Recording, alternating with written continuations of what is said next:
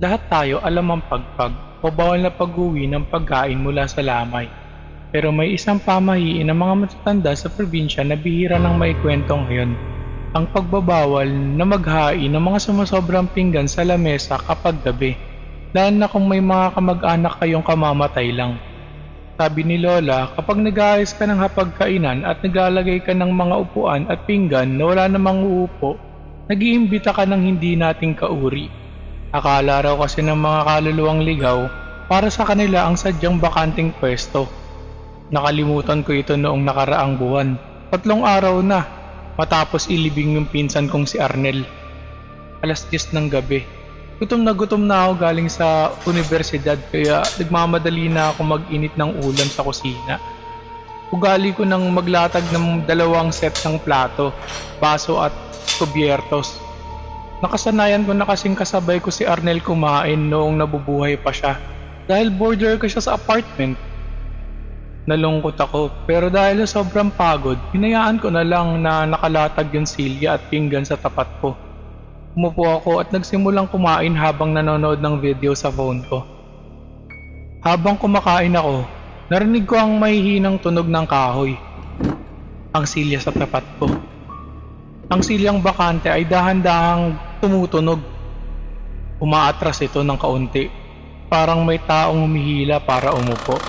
Napahinto ako sa pagmuya. Ibinaba ko ang phone ko. Ang aircon ay hindi naman nakabukas at sarado naman ang bintana, kaya walang hangin. Tinignan ko ang upuan. Walang tao.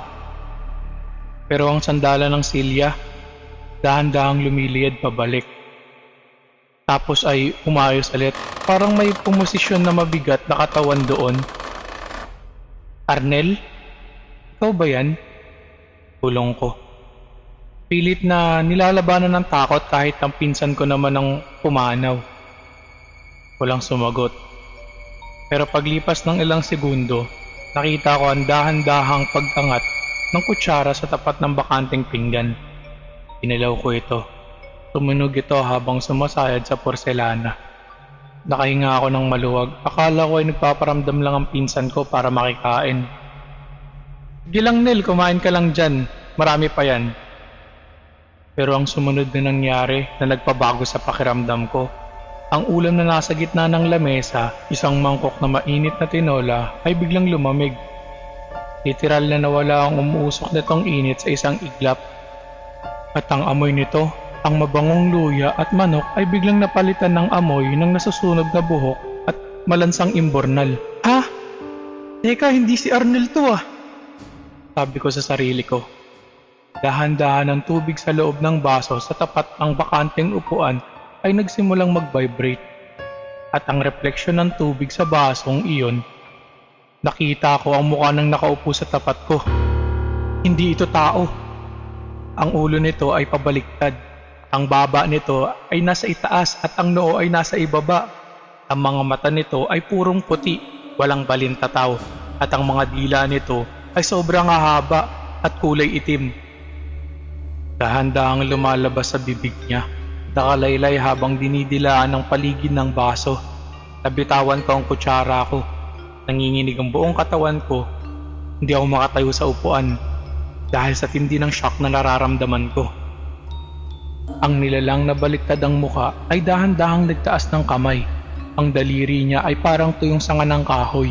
Iniabot niya ang tinidor. At sa halip na isubo ang pagkain, itinusok niya ito ng marahas sa mismong ibabaw ng lamesa.